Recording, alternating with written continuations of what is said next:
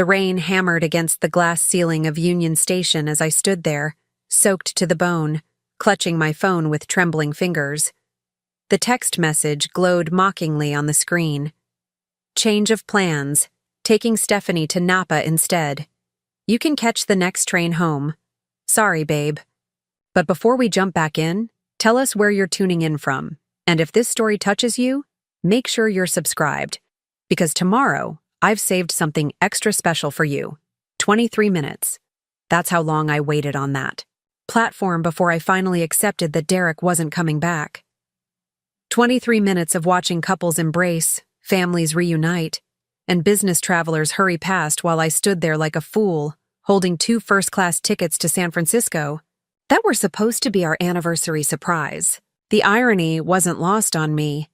I had spent 3 months planning this weekend getaway, working extra hours as a marketing consultant to afford those premium tickets, researching the perfect boutique hotel in Nob Hill, even buying a new dress that still hung in our closet with the tags on. All for our 5th wedding anniversary. All to save a marriage that I was apparently the only one fighting for. I should have seen the signs earlier. The late nights at the office, the new cologne, the way Derek's phone had suddenly become off limits. But love, or maybe just stubborn hope, had made me blind to what everyone else probably saw clearly. My husband was having an affair with Stephanie Reed, the platinum blonde real estate photographer who worked in his office building. The train to San Francisco left without me. I watched it disappear into the Oregon drizzle, carrying my dreams of reconciliation along with it. Standing in that cavernous station, surrounded by the echoes of other people's journeys, I felt smaller than I had in years. My marriage was over. My savings account was nearly empty thanks to Derek's mysterious expenses. And I was stranded in downtown Portland with nowhere to go but back to our tiny apartment in Southeast. That's when my phone rang. Walter Kane's name appeared on the screen, and I almost didn't answer. Walter was Derek's elderly client, a retired tech executive who had been trying to sell his West Hills mansion for months. Derek had been handling the listing, though with little success. I couldn't imagine why Walter would be calling me directly. "Amanda, dear, I hope you don't mind me calling," Walter's gravelly voice carried through the phone.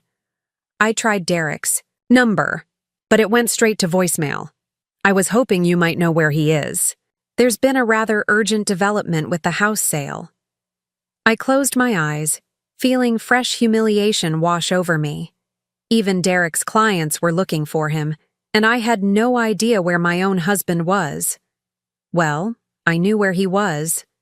Somewhere in wine country with his mistress, probably toasting their secret romance with champagne that should have been celebrating our anniversary. "He's out of town," I managed, my voice cracking despite my efforts to sound professional. "Can I take a message for him?" There was a pause on the other end. Walter Kane had always struck me as perceptive during our brief interactions at real estate events. Derek had introduced us a few times, always with pride, back when he still seemed proud to have me as his wife. "Amanda, forgive me if I'm overstepping, but you sound distressed. Is everything all right?" The kindness in his voice nearly broke me. I hadn't heard genuine concern from anyone in weeks.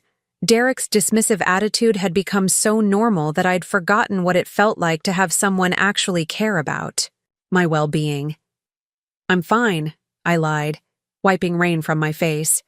"Just caught in the weather downtown." "Downtown? At this hour on a Friday evening? My dear, that's no place to be stranded. Why don't you come by the house? I was just making some tea, and I could use the company. Besides, there are some matters regarding Derek's work that I think you should know about." Something in his tone made me pause. It wasn't just polite concern. There was an edge to his words, an implication that sent a chill down my spine that had nothing to do with the October rain. "What kind of matters?" I asked. "The kind that are better discussed in person. Can you make it to West Hills? I'll send a car for you." I looked around the empty station, then at the soggy anniversary tickets still clutched in my hand. What did I have to lose? My marriage was clearly over, My evening was ruined, and I had nowhere else to go except back to an apartment that would smell like Derek's cologne and echo with the memory of his lies. "Okay," I said. "I'll come." The car Walter sent wasn't what I expected.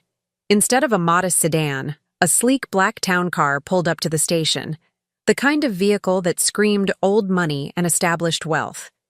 The driver, a professional, woman in her 50s, greeted me by name and helped me into the leather interior without asking questions about my bedraggled appearance. As we wound through the hills above Portland, I tried to process what was happening. Walter Kane had always been polite during our brief encounters, but I knew very little about him beyond the fact that he was selling a mansion worth several $1,000,000. Derek had mentioned that Walter was some kind of tech pioneer who had cashed out before the dot-com crash, but Derek was often vague about his clients' backgrounds. The house, when we arrived, took my breath away. Perched on a hillside with panoramic views of the city below, it was the kind of home I'd only seen in architectural magazines. Floor-to-ceiling windows, clean modern lines, and landscaping that looked like it belonged in a botanical garden. Even in the rain, it was stunning. Walter met me at the door, and I was struck by how different he seemed from the frail elderly man I remembered from real estate showings.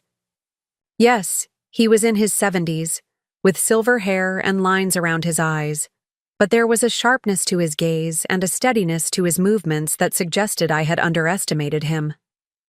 "Amanda, thank you for coming," he said, taking my damp coat. "You look like you could use something warm. Tea, or perhaps something stronger."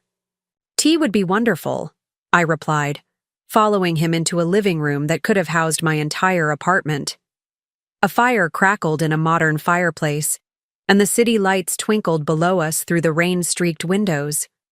Walter disappeared into what I assumed was the kitchen, leaving me alone with my thoughts and the uncomfortable feeling that this evening was about to take another unexpected turn. When he returned with an elegant tea service, his expression had grown serious.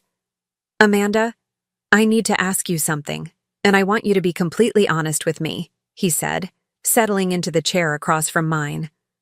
"How much do you know about Derek's real estate dealings?" The question caught me off guard. I know he's been working hard to sell your house. Preparing and narrating this story took us a lot of time, so if you are enjoying it, subscribe to our channel. It means a lot to us. Now back to the story. He mentioned it's been challenging because of the market conditions. Walter's laugh was dry and humorless. Challenging. Yes, I suppose that's one way to put it. He poured tea into delicate china cups, his movements deliberate and precise. "Amanda, I'm going to tell you something that may be difficult to hear, but I believe you deserve to know the truth." My stomach clenched. After the evening I'd already had, I wasn't sure I could handle any more devastating revelations. But Walter continued, his voice gentle but firm. "Your husband has been stealing from me, systematically and deliberately, for months." The teacup rattled in my hands. "That's impossible. Derek wouldn't do that. He's always been honest in his business dealings." Walter reached for a folder on the coffee table and opened it, revealing a stack of documents. Bank statements, forged signatures, altered contracts. The evidence was laid out with methodical precision. 3 months ago, Derek convinced me to give him power of attorney for certain financial transactions related to the house sale, Walter explained. He said it would streamline the process, make things easier for an old man who didn't understand modern real estate practices. I trusted him. I stared at the papers, my mind struggling to process what I was seeing.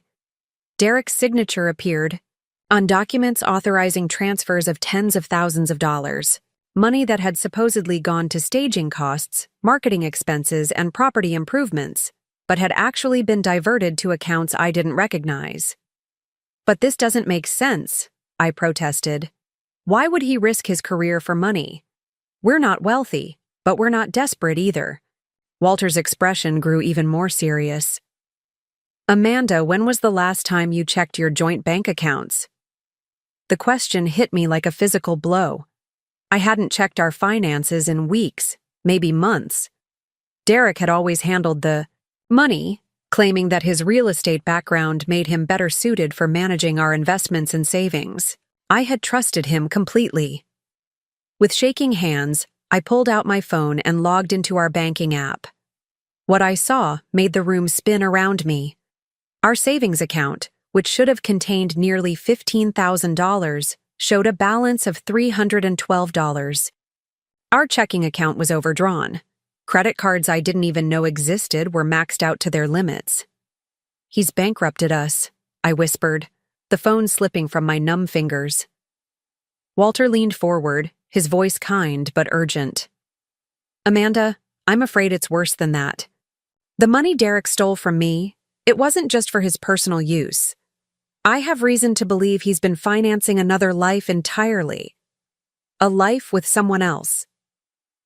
The pieces fell into place with sickening clarity. The expensive restaurants Derek claimed were business dinners. The weekend trips he said were real estate conferences. The designer clothes that had appeared in our closet, too small for me but perfect for someone else, someone like Stephanie Reed. "You knew about her," I said, not really asking. Walter nodded grimly. "I hired a private investigator weeks ago when I started noticing discrepancies in my accounts. The investigation revealed quite a lot about your husband's extracurricular activities, including the fact that he's been telling Ms. Reed that he's separated from you and planning to file for divorce. The betrayal cut deeper than I thought possible. It wasn't just that Derek was having an affair. He had been systematically destroying our life together while building a new one with someone else, using stolen money to fund his deception. "Why are you telling me this?" I asked, tears finally spilling over. "Why not just go to the police?" Walter was quiet for a long moment, studying me with those sharp blue eyes. When he spoke, his voice carried a weight that suggested he was about to offer me something far more significant than sympathy. "Because, my dear Amanda, I believe in justice.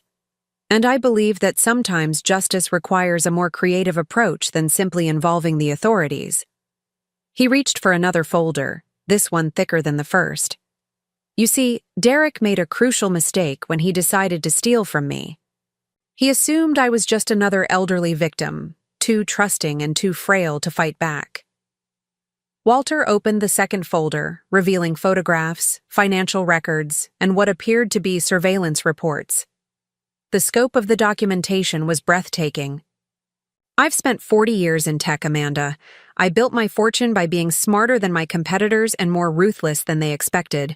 Derek has been playing checkers while I've been playing chess." His smile was sharp and entirely without warmth. "The question is, do you want to be a pawn in his game, or would you prefer to help me teach him what happens when someone underestimates Walter Kane?" I looked at this man I had barely known an hour ago, offering me an alliance I couldn't yet understand. Outside, the rain continued to fall on the city below, washing away the remnants of the life I thought I knew. In that moment, sitting in Walter's elegant living room with the evidence of my husband's crimes spread before me, I felt something shift inside me. The hurt and humiliation were still there, but underneath them, something harder was taking shape. "What did you have in mind?" I asked. Walter's smile grew wider, and for the first time since I'd arrived, he looked genuinely pleased.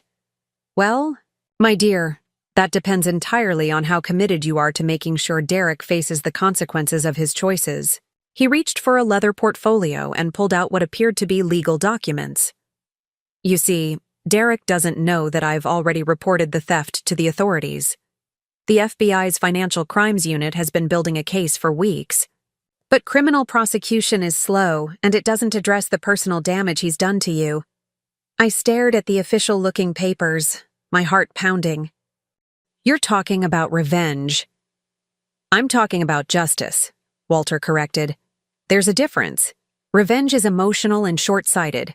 Justice is strategic and thorough." He leaned back in his chair, completely at ease despite the gravity of what he was suggesting. "Derek and his girlfriend are currently enjoying what they think is a romantic weekend getaway. paid for with money he stole from both of us. They have no idea that their entire world is about to come crashing down. But what can we actually do? The legal system will handle the theft charges, but that doesn't help with the humiliation, the destroyed marriage, the fact that I'm now financially ruined. Walter's eyes gleamed with something that might have been anticipation. Amanda, you're thinking too small. Derek's crimes go far beyond simple theft. He's committed fraud, embezzlement, identity theft, and breach of fiduciary duty.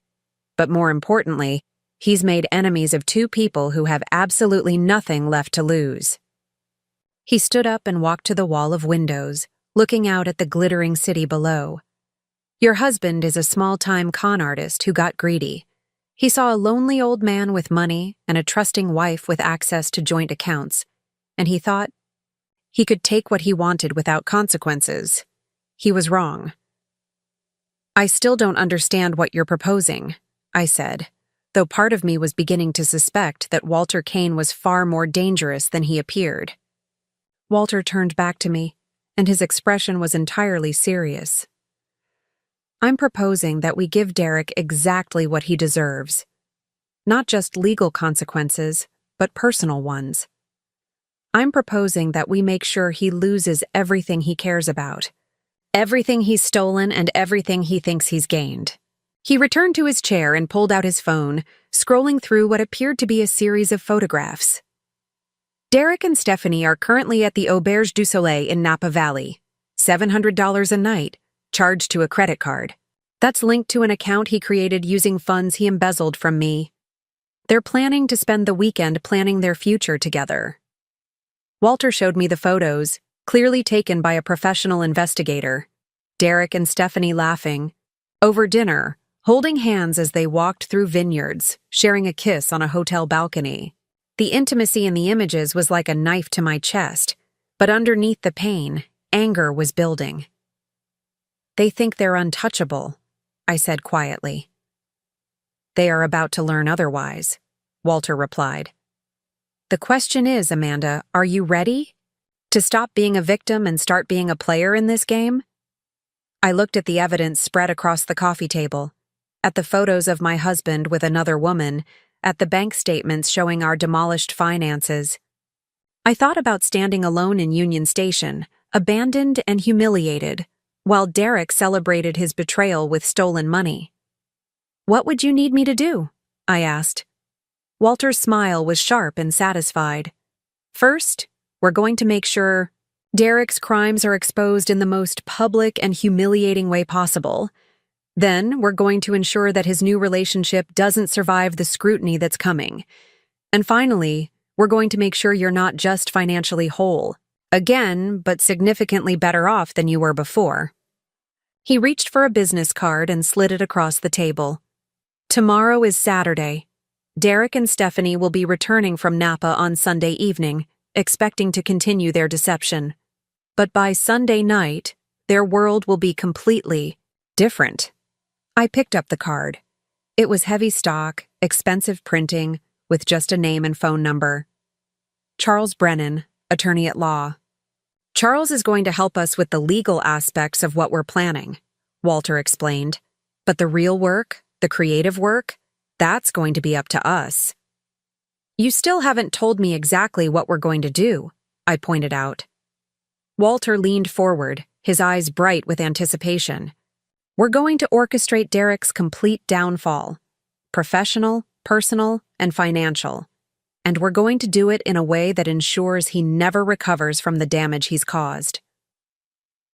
The rain had stopped while we were talking, and the Baumdorf city lights below sparkled clearly through the windows. I felt a strange sense of clarity settling over me, as if the storm outside had somehow washed away my confusion and left behind something harder and more focused. When do we start? I asked. Walter stood up and extended his hand to me. My dear Amanda, we already have. Saturday morning arrived with crisp autumn sunshine streaming through the floor-to-ceiling windows of Walter's guest suite. I had slept, better than I had in months, which seemed impossible given the circumstances. Perhaps it was the Egyptian cotton sheets, or maybe it was the first time in years that I felt like someone was genuinely on my side. Walter had insisted I stay the night rather than return to the apartment I shared with Derek. The guest room was larger than our entire living space, complete with an ensuite bathroom that felt like a luxury spa. But more than the physical comfort, there was something profoundly reassuring about being in a space where Derek had never been, surrounded by Walter's quiet confidence and strategic mind. I found Walter in his study at 8 in the morning, already dressed in a crisp button-down shirt and slacks, surrounded by multiple computer screens and stacks of documents. He looked up when I entered, offering me a warm smile that transformed his entire face. "Good morning, Amanda. I trust you slept well?" He gestured to a coffee service set up on a side table. I took the liberty of ordering some breakfast.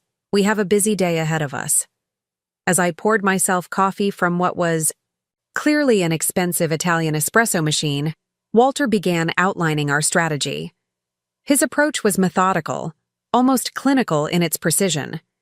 "Derek's weakness is his arrogance," Walter began, pulling up what appeared to be a detailed timeline on one of his monitors. "He genuinely believes he's smarter than everyone around him. That blindness is going to be his downfall." The timeline showed Derek's activities over the past 6 months, documented with the thoroughness of a federal investigation. Meeting locations, financial transactions, communications with Stephanie, even photographs of them together at various restaurants and hotels throughout Portland and beyond. "How did you gather all this information?" I asked, amazed by the scope of the documentation. Walter's smile was enigmatic. "When you've spent 4 decades in tech, you learn that information is power. I have contacts in many industries, and Derek hasn't been as careful as he thinks." He clicked to another screen. "For instance, did you know that he's been telling Stephanie that you two are already divorced? He's shown her forged papers indicating that your marriage was dissolved 3 months ago." The revelation hit me like a physical blow. It wasn't enough for Derek to cheat and steal. He had to erase me entirely from his narrative, rewriting our history to make his affair seem legitimate. "She has no idea she's sleeping with a married man," I said quietly. "None whatsoever. In fact, according to my sources, Derek has proposed to her. They're planning to announce their engagement when they return from Napa." Walter's expression grew serious. "Which brings us to the first phase of our operation." He pulled out his phone and showed me a series of social media posts from Stephanie's Instagram account. Photos of champagne glasses, vineyard views, and romantic dinners, all tagged with location markers and timestamps. Derek appeared in several of the images, though Stephanie had been careful not to tag him directly. "Public documentation of adultery and fraud," Walter noted with satisfaction. "They're creating evidence against themselves with every post, but we're going to help them create even more." Walter explained that his private investigator, a former FBI agent named Patricia, was currently in Napa Valley documenting Derek and Stephanie's activities. But more than just gathering evidence, she was strategically positioning herself to capture specific moments that would be crucial for our plan. "At 3 o'clock this afternoon, Derek is scheduled to meet with a potential investor about a development project in Southeast Portland," Walter continued. "Except the investor doesn't exist. Patricia set up the meeting using a false identity, and Derek took the bait immediately." I stared at Walter, beginning to understand the sophistication of what he was orchestrating. "You're manipulating his schedule." "I'm giving him opportunities to reveal his true character," Walter corrected. "The meeting is at a restaurant in downtown Napa, very public, very visible. Patricia will be there with recording equipment, documenting Derek's willingness to defraud yet another victim." Walter showed me the fabricated investor profile that had been used to lure Derek into the meeting. A supposedly wealthy widow looking to invest in Oregon real estate, complete with financial statements and references that would check out under casual inspection. "Derek's greed will do the rest," Walter said, He'll pitch her on fake properties, inflate prices, promise returns that don't exist, all while his supposed fiancée waits back at their romantic hotel, posting pictures of their stolen weekend on social media. The plan was diabolical in its elegance. Derek would be simultaneously documenting his adultery on social media while attempting to commit additional fraud, all under the watchful eye of a professional investigator. What happens when he realizes the investor is fake? I asked. Walter's smile was sharp. He won't, at least not until it's too late. Patricia is very good at her job. She'll string him along just enough to get what we need, then disappear. Derek will think he's found another victim, but he'll actually be providing us with evidence of criminal intent. While Derek was being manipulated in Napa, Walter and I had our own tasks in Portland. Our first stop was Charles Brennan's law office located in a gleaming tower in the Pearl District. Charles turned out to be a man in his 60s with silver hair and the kind of quiet authority that suggested he was accustomed to handling complex, high-stakes cases. Walter has explained the situation, Charles said as we settled into his conference room. I've reviewed the evidence of embezzlement, and frankly, Derek Hayes is looking at serious federal charges, but I understand you want to pursue additional remedies. Charles spread out a series of legal documents across the mahogany table. Divorce papers, asset protection filings, and what appeared to be the framework for a civil lawsuit. The criminal case will take months, possibly years to resolve, Charles explained. During that time, Derek will likely attempt to hide assets, destroy evidence, and manipulate the narrative. We need to move quickly to protect Amanda's interests and ensure Derek can't cause additional damage. The first document was a petition for immediate separation and asset freezing. Once filed, it would prevent Derek from accessing joint accounts, selling shared property, or making any major financial decisions without court approval. But won't this tip him off that I know what he's been doing? I asked. Charles exchanged a glance with Walter. Not if we time it correctly. Walter has suggested we file these papers on Monday morning, immediately after Derek returns from his romantic weekend. The timing will create maximum impact and confusion. Walter leaned forward, his expression intent. By Monday morning, Derek will be dealing with multiple crises simultaneously. The FBI will be executing search warrants on his office and home. His affair will be publicly exposed. His business relationships will be in ruins. And he'll discover that his wife has not only divorced him, but taken steps to recover every stolen dollar. The scope of the coordinated attack was breathtaking. Derek would go from thinking he had successfully orchestrated his escape from R.E. marriage to facing complete personal and professional destruction, all in the span of a few hours. There's one more element, Walter said, his tone suggesting he had saved the best for last. I've taken the liberty of purchasing Derek's debts. I looked at him blankly. What does that mean? Charles answered, consulting his notes. Your husband has been financing his lifestyle with credit cards, personal loans, and lines of credit. The total debt exceeds $80,000, much of it secured against future commissions and business income that he's unlikely to earn, once his criminal activities are exposed. Walter's smile was predatory. I bought those debts from the original creditors at a discount, perfectly legal, and it gives me the right to call them due immediately. Derek will owe me personally for every dollar he's borrowed, with interest and penalties. The elegance of the strategy was stunning.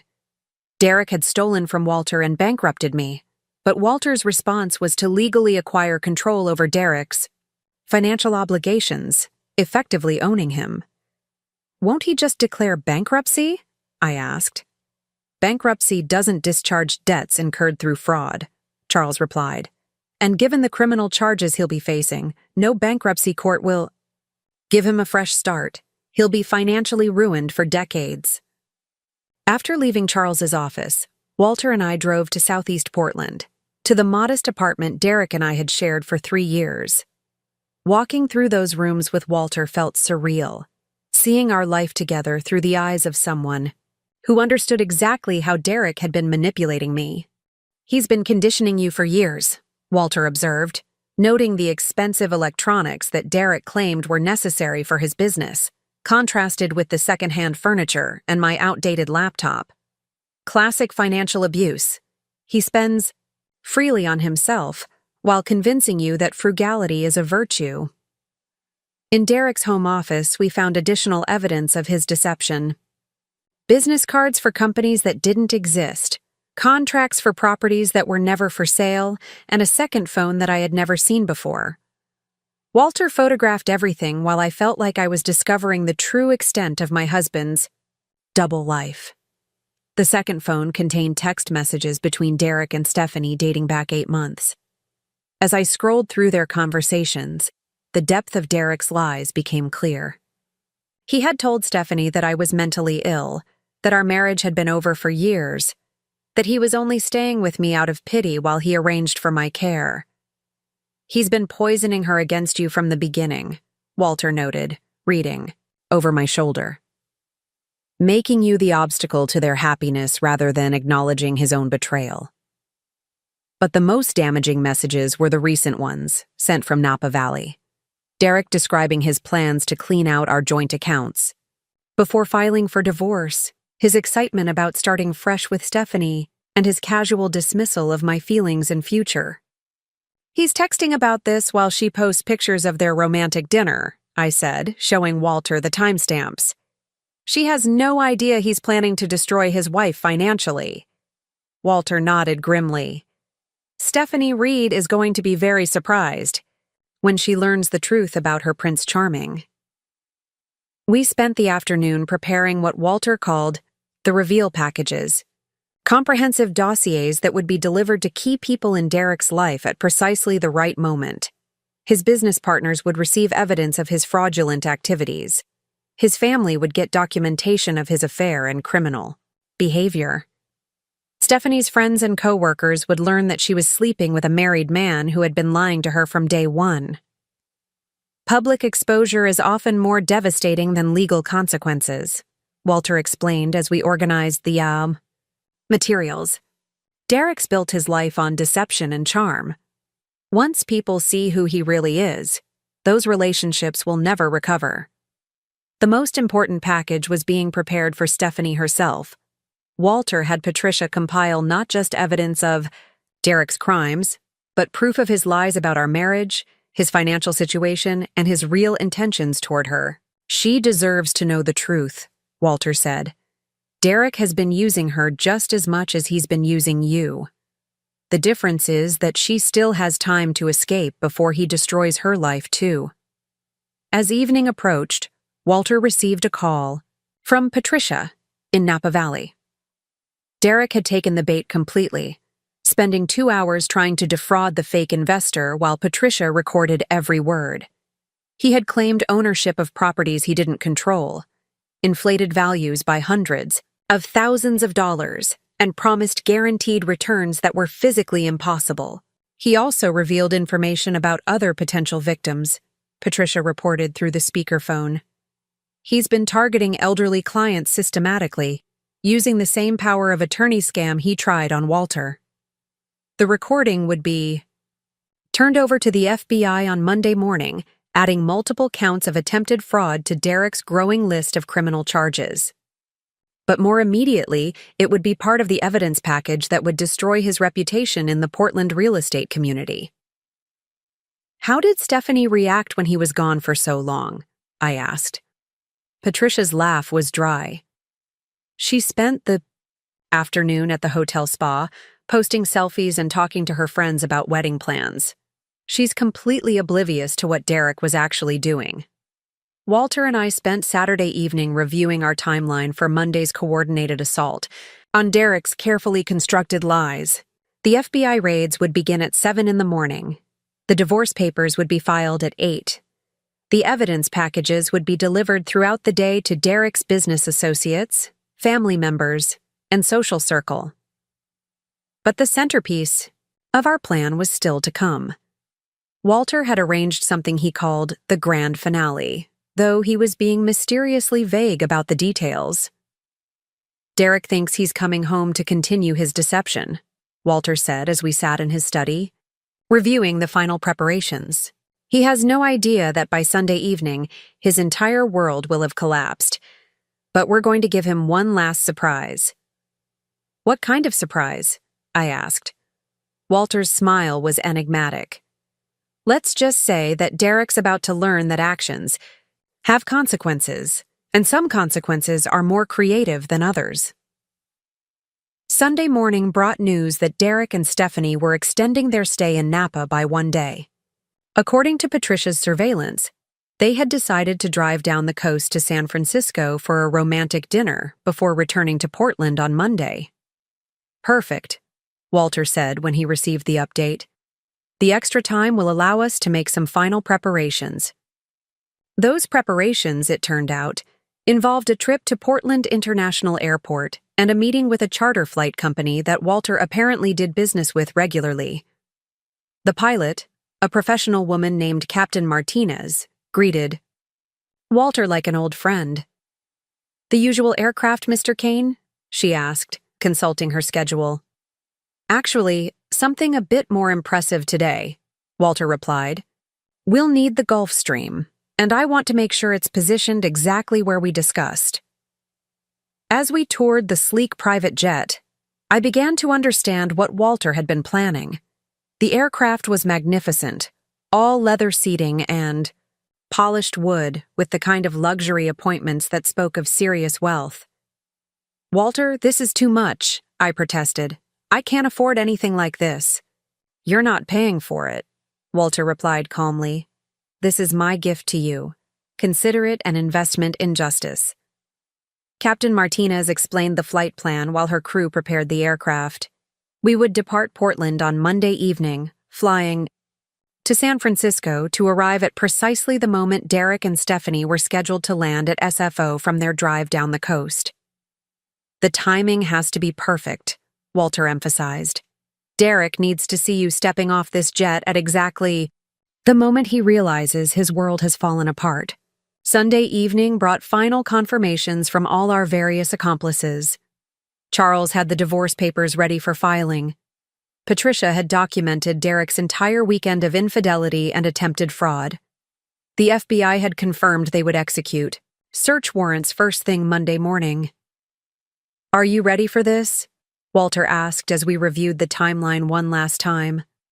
I thought about Derek's text message abandoning me at Union Station, about the empty bank accounts and forged documents, about the months of lies and manipulation.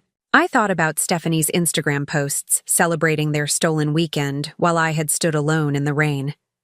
"I've never been more ready for anything in my life," I said. Walter nodded with satisfaction. "Then let's give Derek Hayes a Monday he'll never forget." The morning would bring chaos and consequences in equal measure. Derek's carefully constructed house of lies was about to collapse, and this time, I wouldn't be the one left standing in the wreckage. This time, I would be the one walking away. With dignity, justice, and the satisfaction of knowing that some betrayals carry a price that can never be fully paid. But first, Derek would have to face the music, and Walter Kane had composed quite a symphony of consequences for him to dance to. Monday morning dawned gray and drizzly, the kind of Pacific Northwest weather that seemed to mirror the storm about to break over Derek's unsuspecting head. I woke at 5:30, not from any alarm but from the electric anticipation coursing through my veins. Today was the day everything changed. Walter was already awake when I found him in his kitchen, dressed impeccably in a charcoal suit that probably cost more than my monthly salary. He was preparing what appeared to be a full English breakfast, moving with the calm precision of someone who had orchestrated corporate takeovers and understood the value of maintaining energy during crucial operations. "Nervous?" he asked, noting my restless energy as I accepted a cup of perfectly brewed coffee. "Terrified," I admitted, "but also excited." "Is that wrong?" Walter's smile was understanding. "Anticipation of justice isn't wrong, Amanda. What would be wrong is allowing Derek to continue destroying lives without consequences. He checked his watch, a vintage Rolex that had probably been worth more than Derek's annual income. The FBI team should be arriving at Derek's office in approximately 90 minutes. The precision of the timing still amazed me.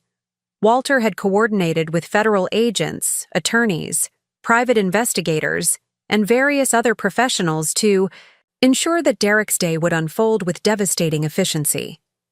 Every element had been planned to create maximum impact and prevent any possibility of Derek escaping consequences through his usual charm and manipulation. At exactly 7:15, Walter's secure phone buzzed with a text from Special Agent Rebecca Torres, the FBI investigator handling Derek's case.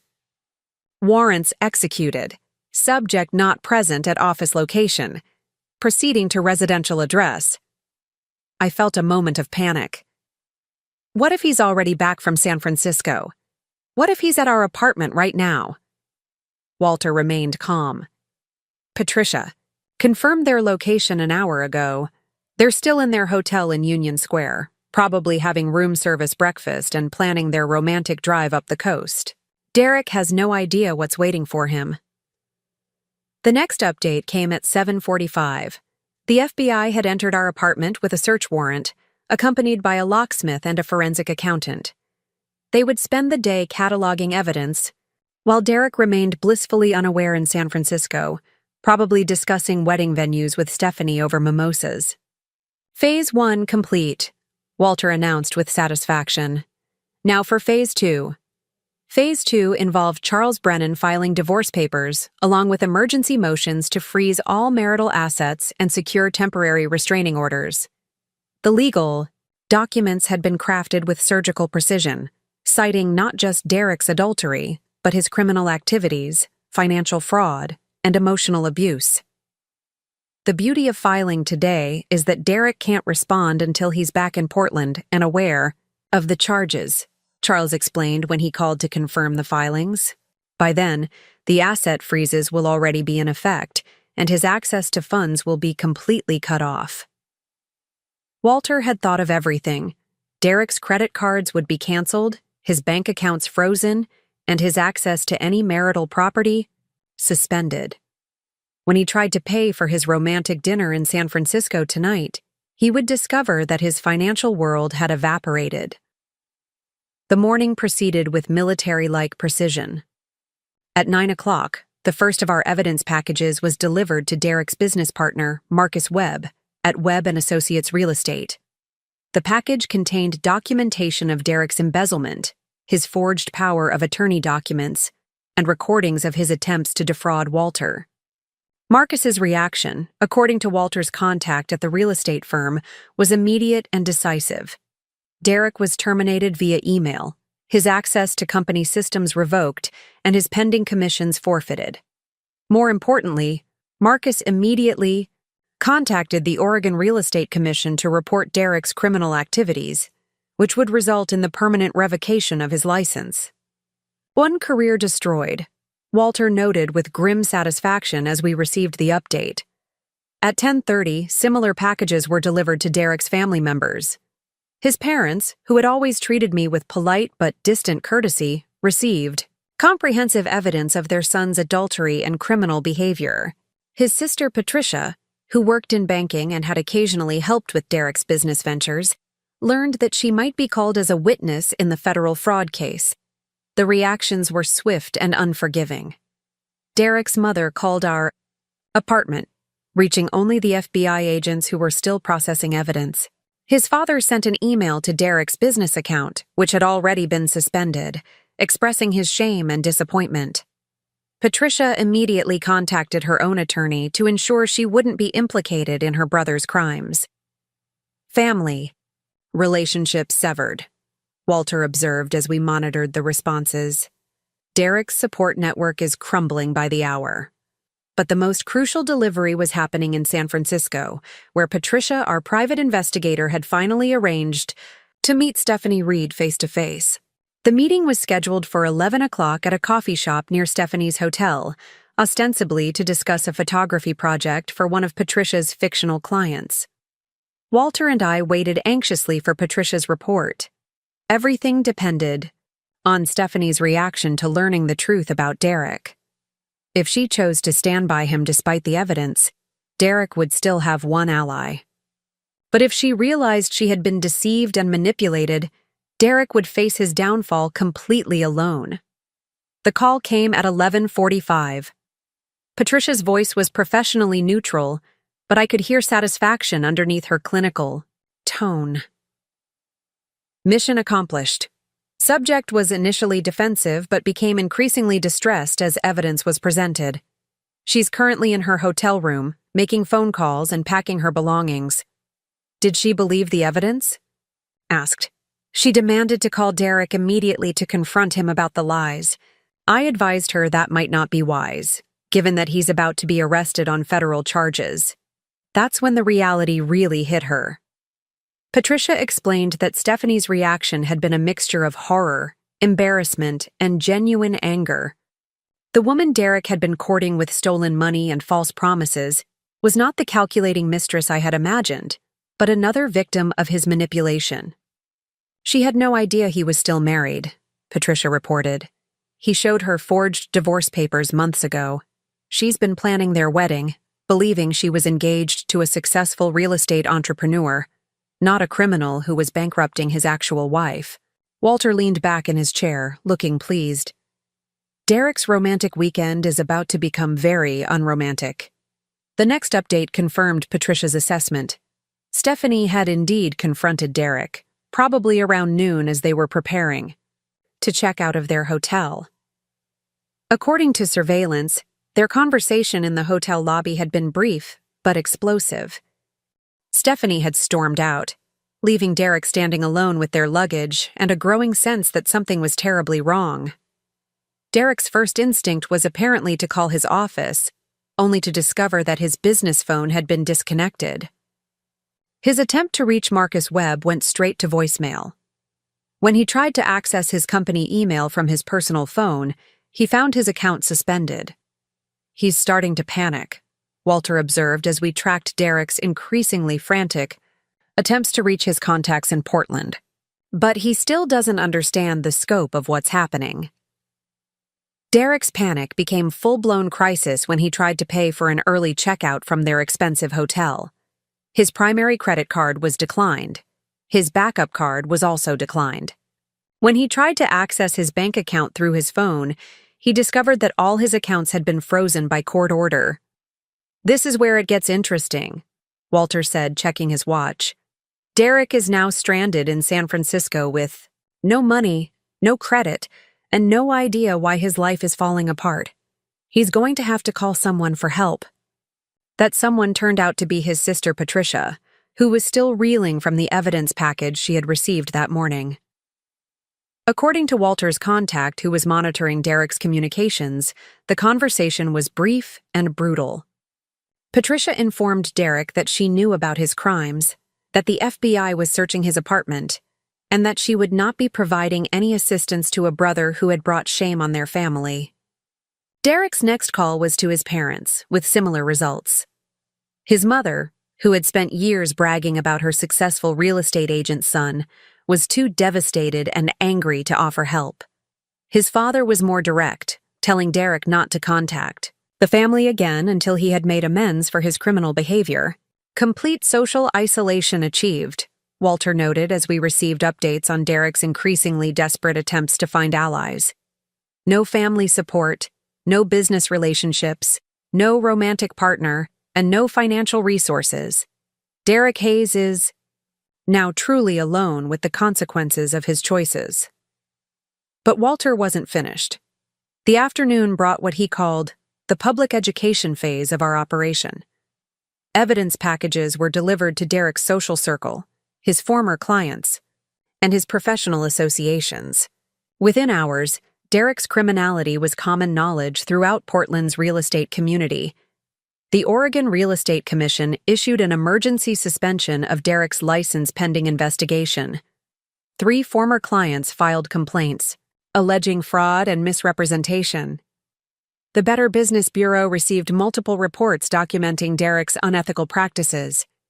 By 3 o'clock, Derek Hayes was professionally radioactive in every industry where he might hope to work.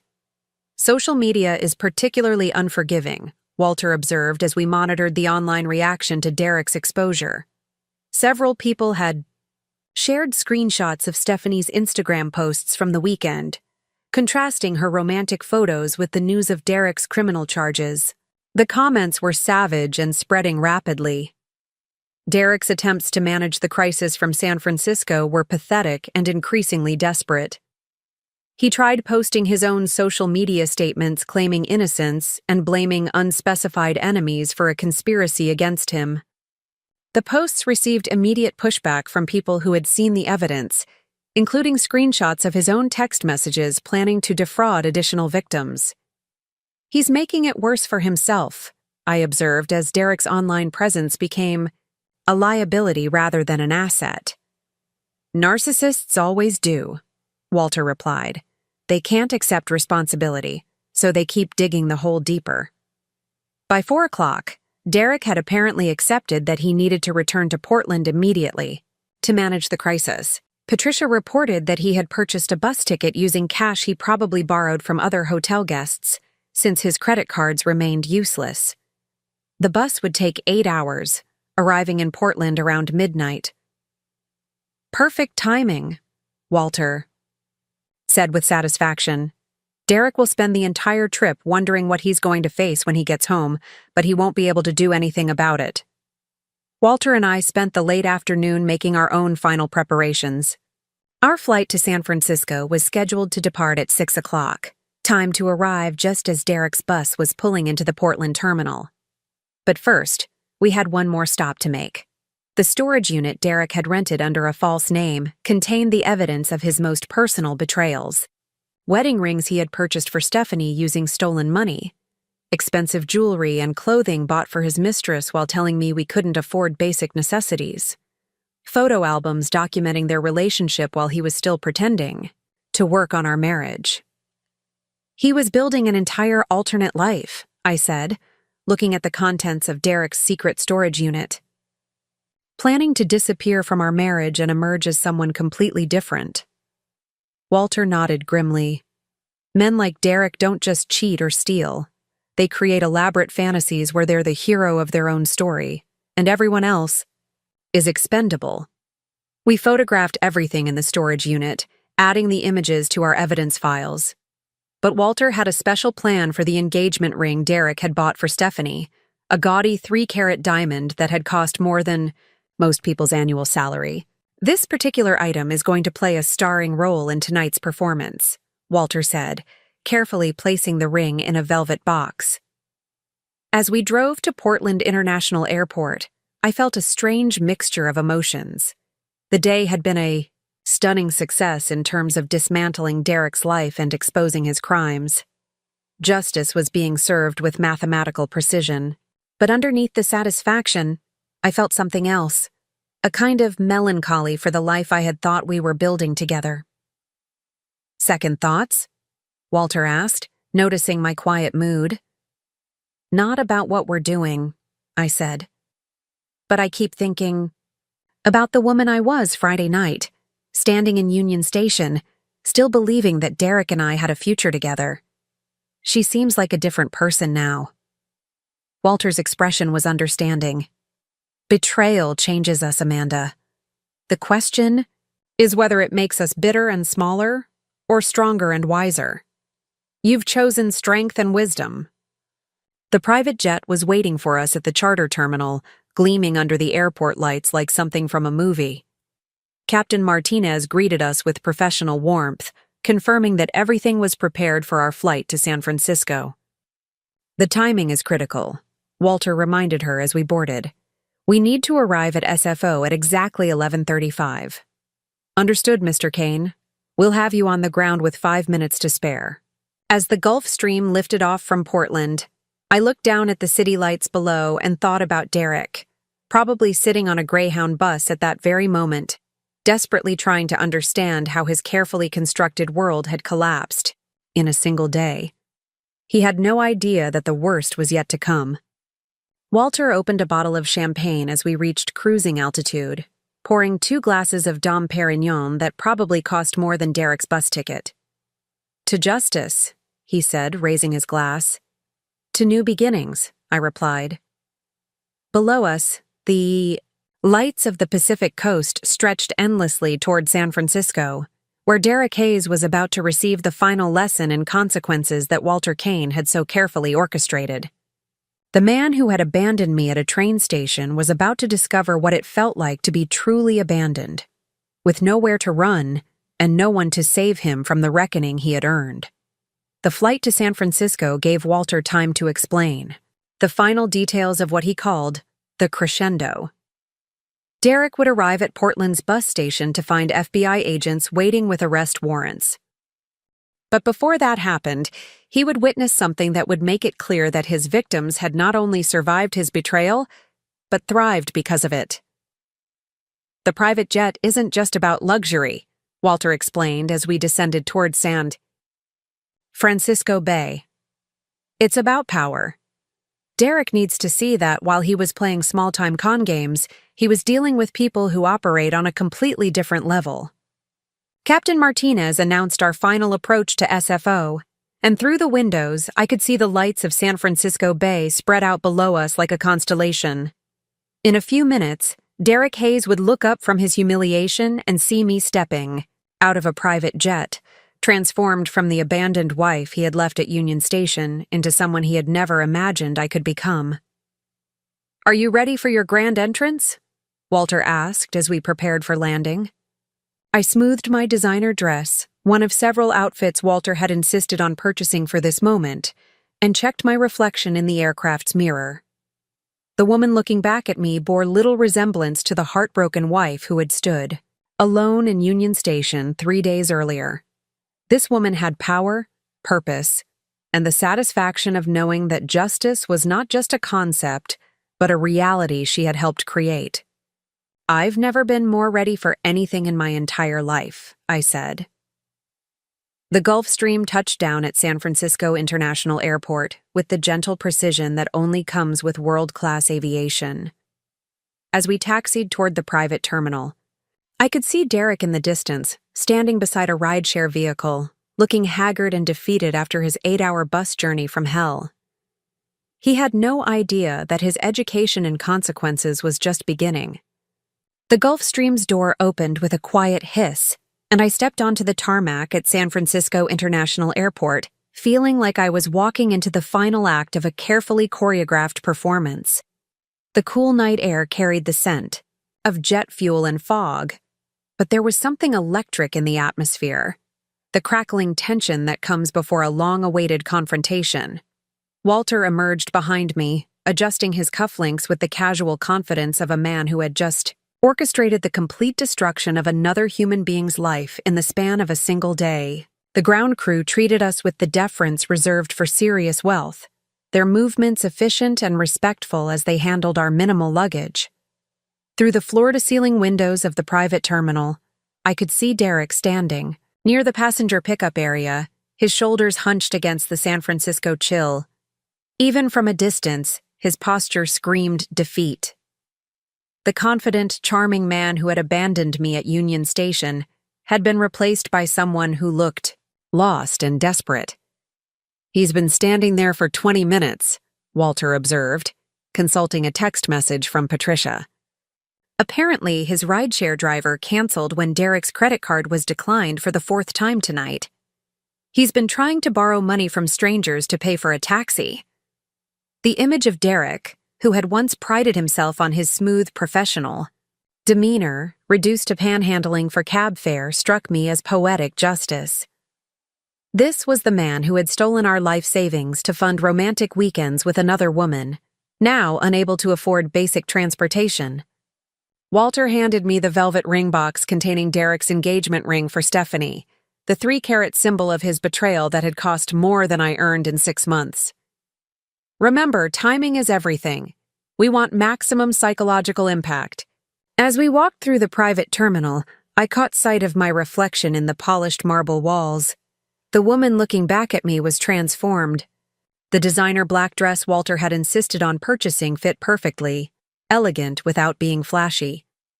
The confidence in my posture was new, born from 3 days of discovering my own strength and watching justice unfold with mathematical precision.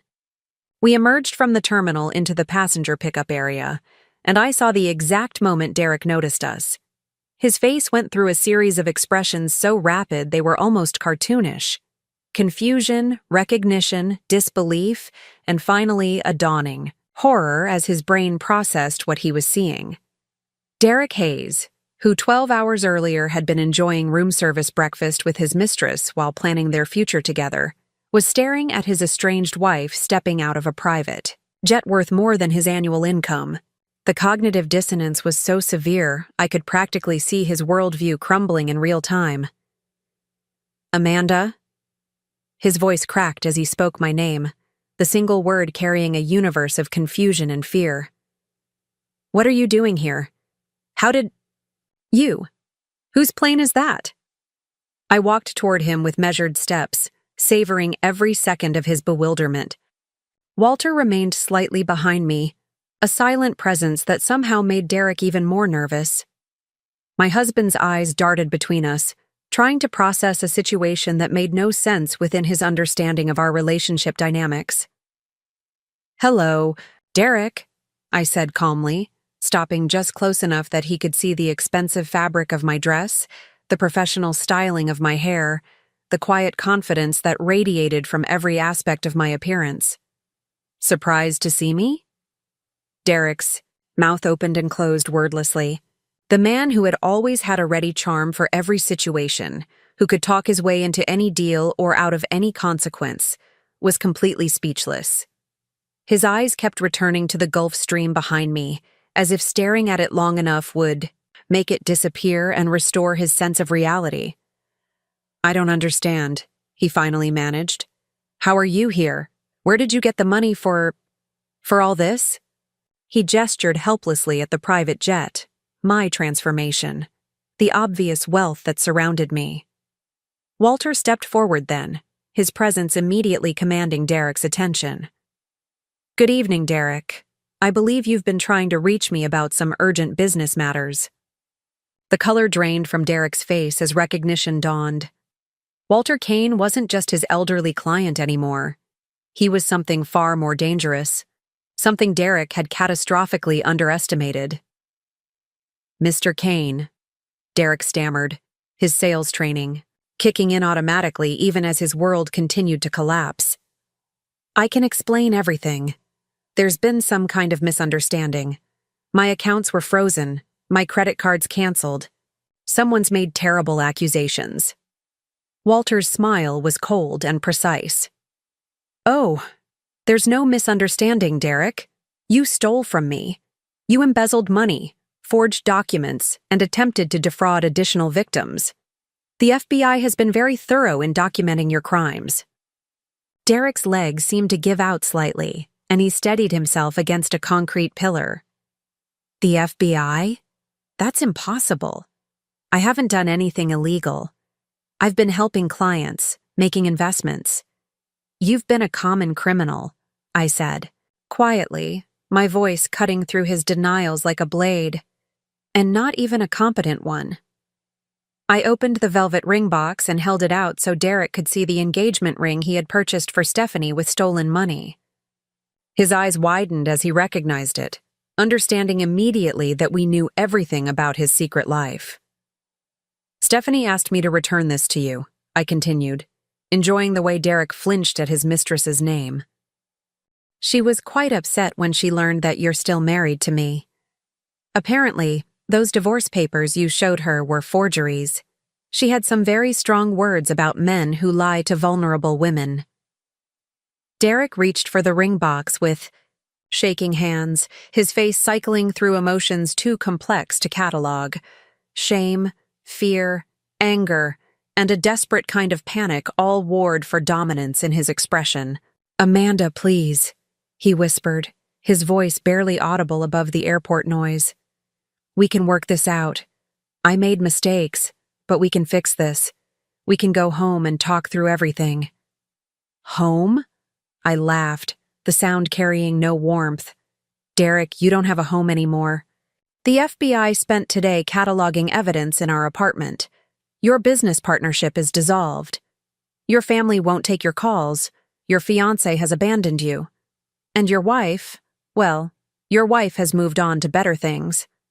Walter consulted, his watch with theatrical precision.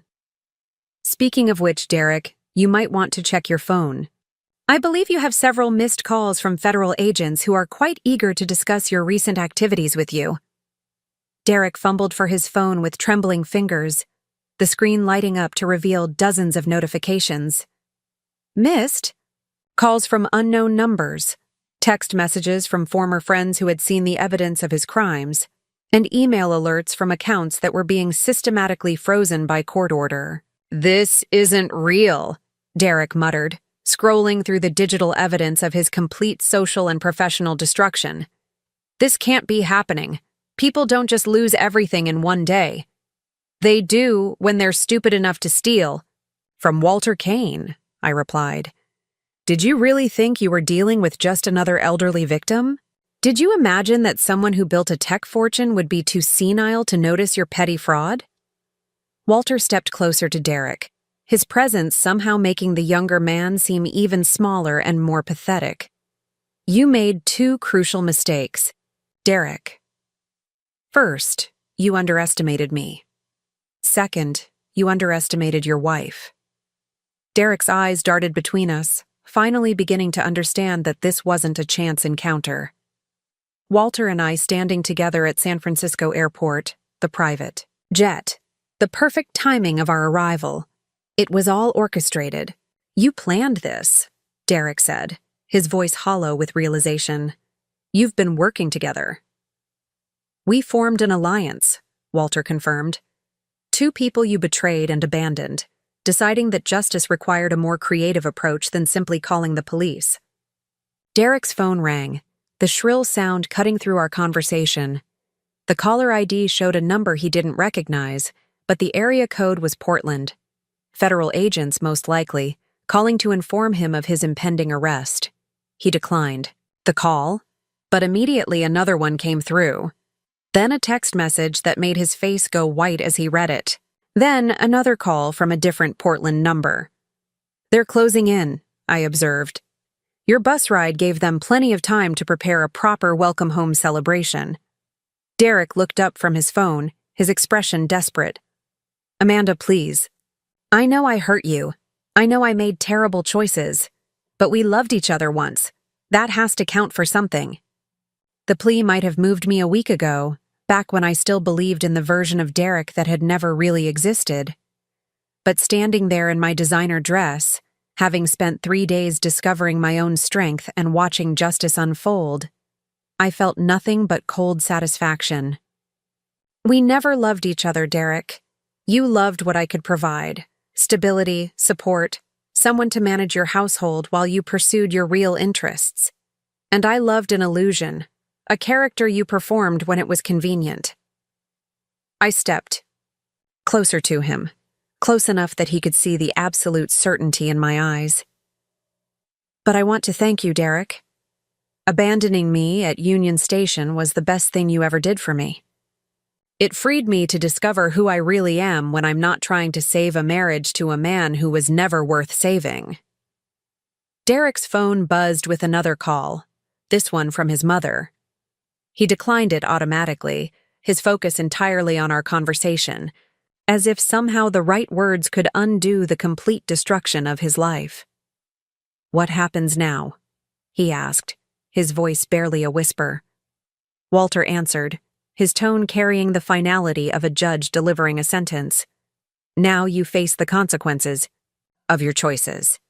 The FBI is waiting for you in Portland with arrest warrants for embezzlement, fraud, and identity theft. Your business license has been permanently revoked. Your family has disowned you. Your girlfriend has abandoned you. And your wife has divorced you while securing every asset you thought you could steal." Derek stared at Walter, then at me, then at the private jet that represented wealth and power so far beyond his comprehension that he was still struggling to process it. "How much?" Derek asked suddenly. "How much is he paying you to do this to me?" The question was so fundamentally wrong, so completely missing the point, that I actually laughed. Derek, you still don't understand. Walter isn't paying me anything. We're partners, allies, two people you wronged who decided that justice required precision and creativity. But you're nobody, Derek said, desperation making him cruel. You're a freelance marketing consultant who can barely pay rent. You don't have this kind of power. Walter's expression darkened at Derek's words, and I saw a flash of the steel that had built his fortune. Your wife, Derek, is someone you never bothered to truly know. While you were playing small-time con games, she was demonstrating the intelligence, loyalty, and strategic thinking that make her exactly the kind of person I want as an ally. Derek's phone rang again, and this time he answered it automatically. The voice on the other end was professional and authoritative, clearly law enforcement. Derek's face went pale as he listened to whatever was being said. Yes, I understand, he said finally. I'll surrender myself when I return to Portland. He ended the call and looked at us with the hollow expression of someone who has finally accepted the scope of their defeat. Federal agents will be waiting at the bus station. They have warrants for my arrest on multiple felony charges. A fitting end to your romantic weekend, I observed. You came to San Francisco to celebrate your engagement to another woman. You're leaving in handcuffs to face federal prosecutors.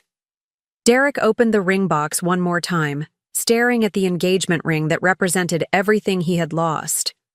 The symbol of his betrayal, purchased with stolen money, rejected by the woman he had deceived just as thoroughly as he had deceived me. I'm sorry, he said, and for the first time, his voice carried what might have been genuine remorse. I'm sorry for all of it. I know you are, I replied. You're sorry you got caught. You're sorry your life is ruined. You're sorry you're going to prison. But Derek, you're not sorry for what you did to me. You're not capable of that kind of empathy. Walter checked his watch again. Derek, your bus back to Portland leaves in 30 minutes. I suggest you don't. Miss it. The federal agents are expecting you.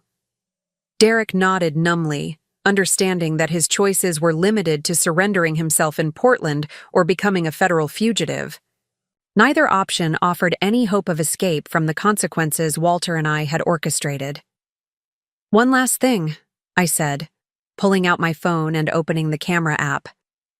Smile, Derek. I took a photo of him standing there in his wrinkled clothes, holding the engagement ring he would never give to anyone, with the private jet gleaming behind him in the background. The image perfectly captured the contrast between his fallen state and the power that had brought about his destruction. What's that for? Derek asked. Closure, I replied. And maybe a reminder to myself that justice, when properly executed, can be more satisfying than revenge. Derek turned and walked toward the bus departure area, his shoulders slumped in defeat. I watched him go, feeling a complex mixture of satisfaction and something that might have been pity. Not for the man he was, but for the man he could have been if he had made different choices.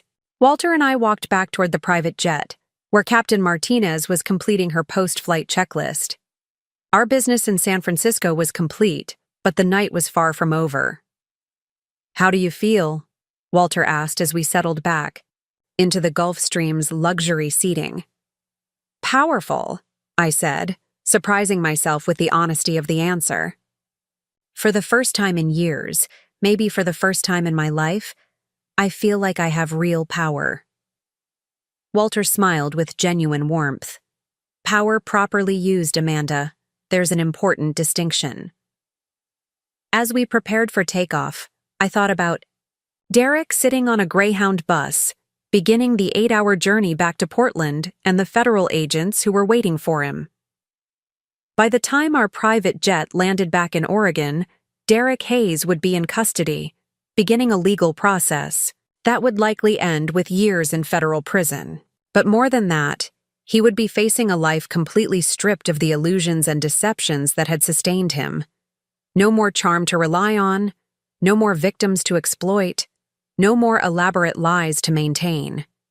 just the raw consequences of his choices, delivered with the precision and creativity that Walter Kane had spent a lifetime perfecting. The Gulf Stream lifted off from San Francisco Bay, carrying us back toward Portland and whatever came next. Below us, the lights of the city sparkled like diamonds scattered across black velvet, beautiful and distant and completely under our control. Derek Hayes had learned that some people, when betrayed and abandoned, don't just survive. They thrive. And sometimes, they make sure that the person who wronged them never forgets the lesson. The Gulf Stream descended through the Oregon night sky toward Portland International Airport, the city lights below forming familiar patterns that felt both welcoming and transformed. Everything looked the same from 30,000 feet, but I knew that the world I was returning to was fundamentally different from the one I had left just hours earlier. Walter sat across from me in the aircraft's cream leather seating, reviewing messages on his tablet with the calm satisfaction of someone whose complex plan had executed flawlessly. The soft hum of the jet engines created a cocoon of luxury that made our recent confrontation with Derek feel almost dreamlike. Patricia confirms that Derek made his bus connection, Walter reported, not looking up from his screen. He should arrive in Portland around 6:30 this morning. Federal agents will be waiting. I nodded, feeling a strange emptiness where I expected vindication to be. The confrontation at San Francisco Airport had provided closure, but now that the adrenaline was fading, I found myself wondering what came next. For 3 days, my entire focus had been on bringing Derek to justice. Now that goal was essentially accomplished, leaving me face to face with the rest of my life. Having second thoughts? Walter asked, his perceptive blue eyes studying my expression. Not about Derek, I said carefully. He deserves everything that's coming to him. But I keep wondering who I am now that I'm not Derek's wife, not someone defined by trying to save a doomed marriage. Walter set aside his tablet and leaned forward with the focused attention he brought to important conversations. Amanda, you've spent the past 72 hours demonstrating exactly who you are. You're someone with the intelligence to recognize deception, the courage to seek justice, and the strength to rebuild from complete betrayal. That person existed before Derek, and she'll thrive long after he's nothing but an unpleasant memory. As we touched down in Portland, I felt the symbolic weight of returning home transformed. The woman who had stood abandoned at Union Station on Friday evening was gone forever, replaced by someone I was still discovering but already respected. The private terminal at PDX was quiet at this late hour, our footsteps echoing on polished floors as we walked toward the exit. Walter's town car was waiting, the same professional driver who had collected me from Union Station when my world was falling apart. "Where to, Mr. Kane?" she asked as we settled into the leather interior. "The Heathman Hotel," Walter replied. "Amanda will be staying in the penthouse suite tonight." I started to protest the expense, but Walter held up a hand. "Your apartment is still a federal crime scene, and even when it's released, you shouldn't have to return to a space filled with Derek's lies. Consider this the first night of your new life." The Heathman's penthouse suite was more luxurious than any space I had ever inhabited. Floor-to-ceiling windows offered panoramic views of the city, and the furnishings spoke of understated elegance rather than flashy wealth. Walter had arranged for a complete wardrobe to be delivered, along with personal care items and everything I might need to begin rebuilding. "This is too much," I said, overwhelmed by the generosity. Walter's expression was serious. "Amanda, Derek stole more than money from you. He stole years of your life, your confidence, your sense of self-worth. Material comfort can't replace those things, but it can provide the foundation for rebuilding them." He handed me an envelope, thick with documents. "Charles has prepared everything you'll need. The divorce is being fast-tracked given Derek's criminal activities. The asset recovery will take longer, but preliminary estimates suggest you'll recover. Not just what Derek stole, but additional damages for emotional distress and fraud." I opened the envelope to find bank statements, legal papers, and what appeared to be investment documents. The numbers were staggering, representing not just recovered funds, but the kind of financial security I had never imagined possible. Walter? I can't accept this. It's too much. You're not accepting charity, Walter replied firmly. You're accepting justice. Derek's crimes cost me money, but they cost you years of your life. The financial settlement reflects that reality.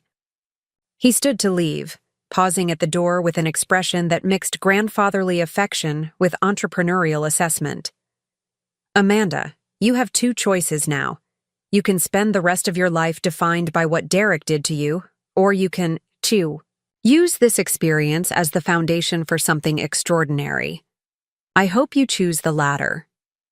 After Walter left, I stood at the penthouse windows looking out at Portland's skyline, trying to process the magnitude of change that had occurred in less than a week. 7 days ago, I had been a struggling marketing consultant married to a man who was systematically destroying our life together. Tonight, I was financially independent, legally free, and allied with one of the most powerful people I had ever met. My phone buzzed with a text message from an unknown number. For a moment, I worried it might be Derek attempting some final manipulation, but the message was from Patricia, the private investigator. Subject in custody as of 6:47 a.m. Federal charges filed. Thought you'd want to know it's officially over. I set the phone aside and walked to the suite's bathroom, where a deep soaking tub was already filled with hot water and bath salts.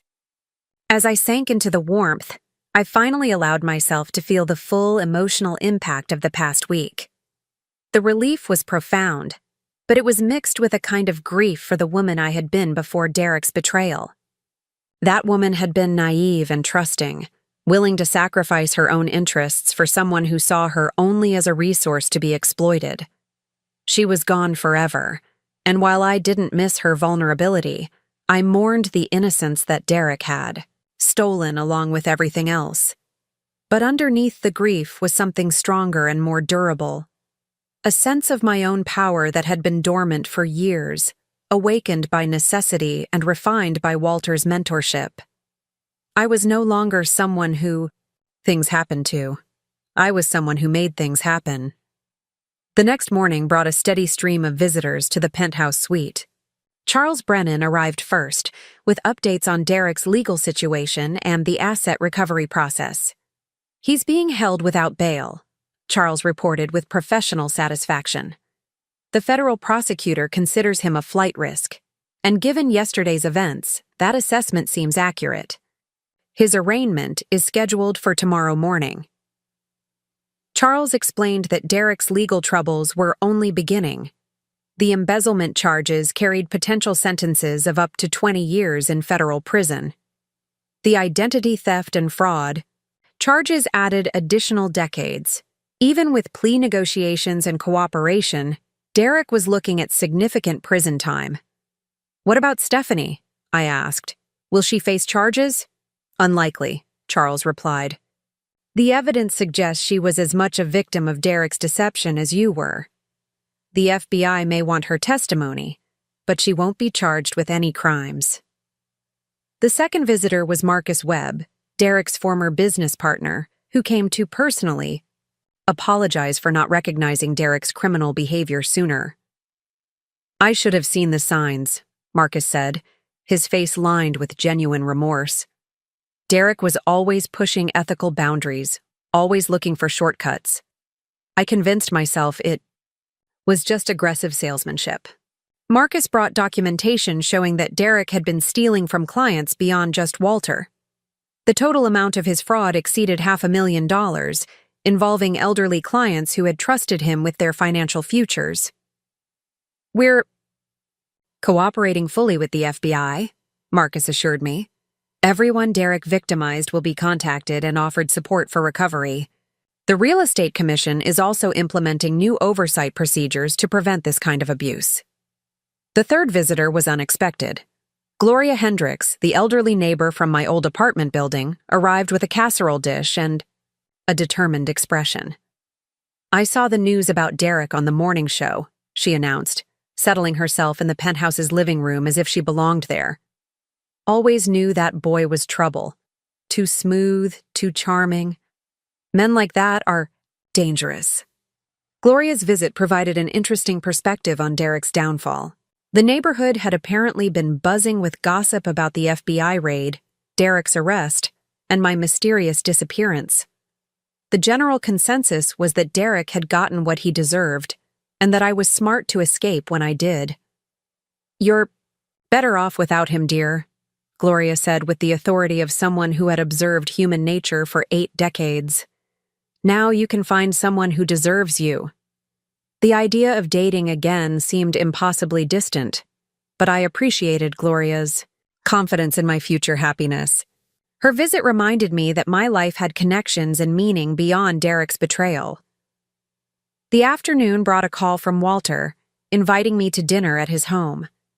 I found him in his kitchen, preparing what appeared to be a gourmet meal with the same precision he brought to everything else. "Cooking helps me think," he explained, offering me a glass of wine that probably cost more than I used to spend on groceries in a month. "I've been considering your future, Amanda. You have choices to make." Over dinner, Walter outlined several possibilities for my next chapter. He could help me establish my own marketing consultancy with an impressive client base. I could pursue further education, with all expenses covered. Or I could consider joining his various business ventures in a consulting or partnership role.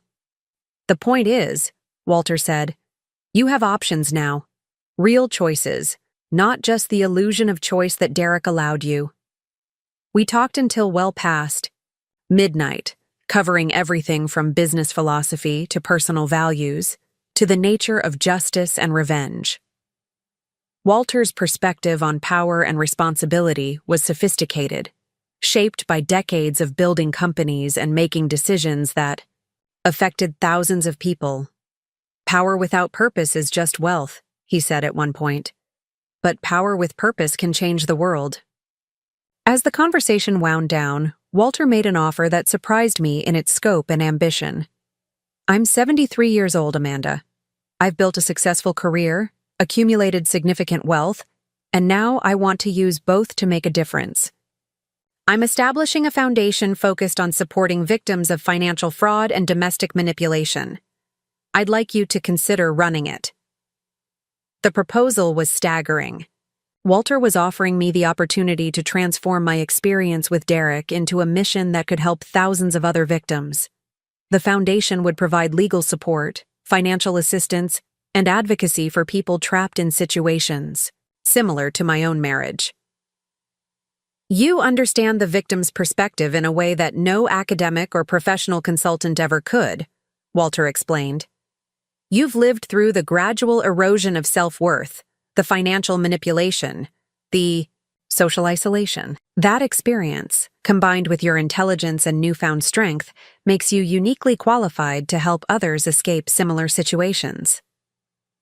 I spent the next several days considering Walter's offer while dealing with the practical aspects of rebuilding my life. The FBI released my apartment, but Walter was right that returning to that space felt impossible. Instead, I hired a service to pack my personal belongings and donate everything else. The media attention around Derek's arrest was intense, but brief.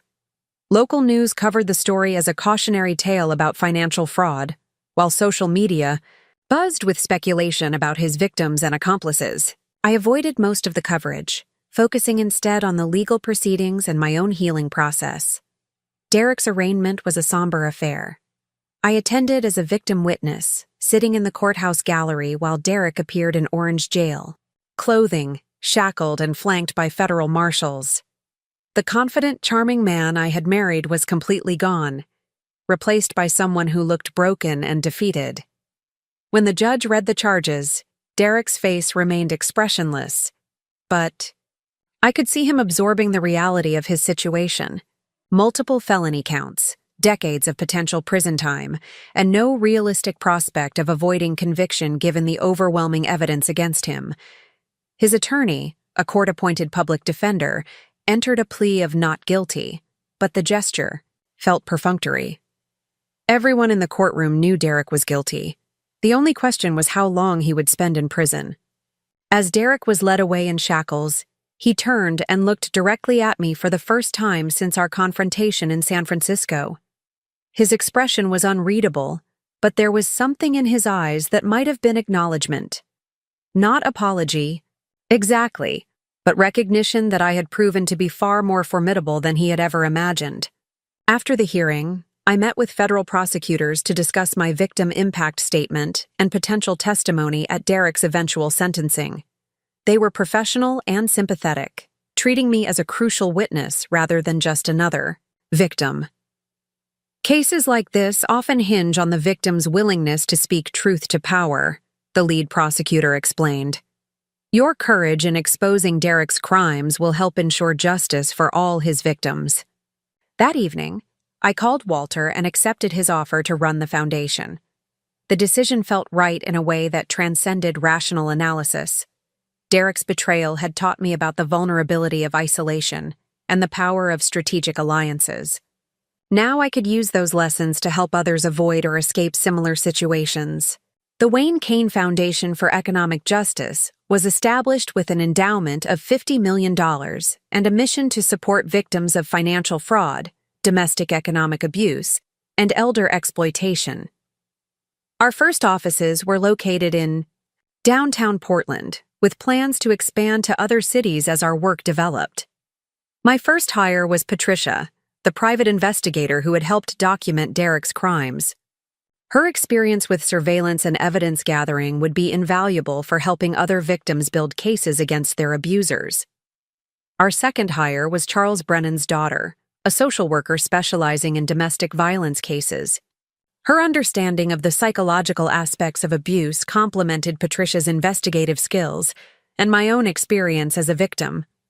Within 6 months, the foundation was receiving dozens of requests for help each week.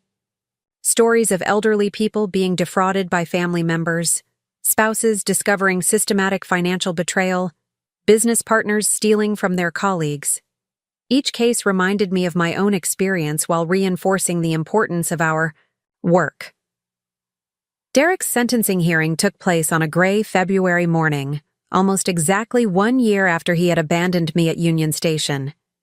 I delivered my victim impact statement to a packed courtroom, describing not just the financial damage Derek had caused, but the emotional and psychological trauma of discovering that my marriage had been built on lies. Derek Hayes didn't just steal money, I told the judge. He stole years of my life, my trust in other people, and my sense of self-worth. But in trying to destroy me, he inadvertently showed me my own strength.